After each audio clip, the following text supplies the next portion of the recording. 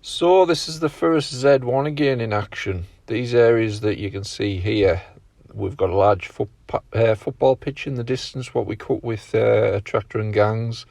And all these little areas we just tend to cut with this zero turn.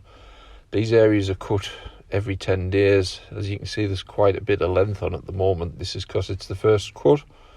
But once we get, now that we're into spring and heading into summer, they'll be cut 10 days, so they'll never look as long as this, and it keeps all the areas nice and tidy. There are a couple of little tricky areas, and then there's sort of larger areas like this that we find this is an ideal machine for, because they're very up and down. They're not the flattest of areas, these pieces of grass. So we've tried various machines on it. We've put cylinder mowers on it, but with cylinder mowers, what you tend to find is, because it is so uneven, the cylinder mower just chews away at the sort of mounds, and it takes the grass off it and leaves it sort of bare soil. So with this pan on it, it tends to move with the mounds, and it tends to leave a decent cut. The area that you're looking at the moment, this was really quite long. So what I did with this area was double cut it. It was a nice fine dry day, as you can see when we did this, so it mulched it up, and then because there was quite a few horizons, as you can see on the wheels there, I ran over it again just so that it would mulch it up a little bit more. As I've said on previous videos, it is a mulching mower, but the grass has to go somewhere, so it does disperse it and leave it on the surface. You will never totally get rid of the grass with these machines. The only way to do that is on areas like this that do grow quite well. We would be cutting this twice a week if you didn't want any horizons left. Yes, through the height of summer, when things are burnt off, it leaves very little behind, because you're down to where you're maybe only taking an inch and a half off. But in places here, there was sort of 6 inches of grass growth from the winter, so you're never going to get rid of stuff like that. This Z1, as people know, we have this, and then we have the 36-inch right stander. Really impressed with the zero turns since we got them. They've both been good additions to the machinery that we've got, and there's just so many uses for them. A lot of people don't like the fact that you have to stand on the back of them rather than sit down with a zero turn, but as you can see, when you are riding on them, your view over the top is so much better than when you sat on a zero turn. And I keep coming back to cemeteries as an example. You can get a lot closer in a cemetery with the standers because of your eye view down to the front of the machine than you can with a zero turn. So you're reducing the strimming, and you're cutting down on the amount that's left for the strimmer man, which makes it more productive, because the more you can cut with a machine, the better. And then that man, it frees that man up for other things.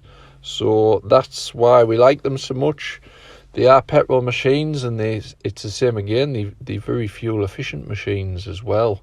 They don't use a huge amount of fuel, and as well as that, they don't take up as much space as sort of the zero turn mowers on the vans. They're quite a compact machine. So that's my view on these. Obviously everybody's doing standards now.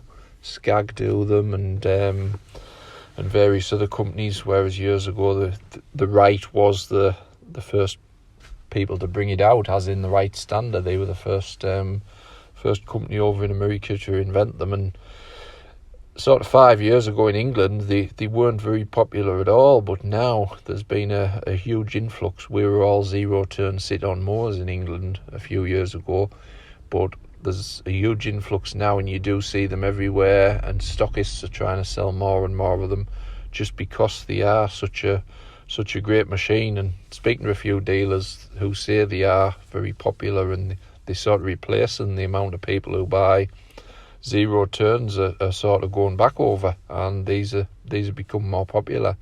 I don't think you'll ever do away with zero turns, because a lot of people are set in the ways and do like sitting down, but like I say, for me, these are good machines, and although you stood up, you're resting against the machine, so it's not as if you stood just constantly on your feet. You are resting against the front. You've got a nice cushion on it, so it's not as if you are stood up all day and the pressure's on your legs and ankles and you feel tired.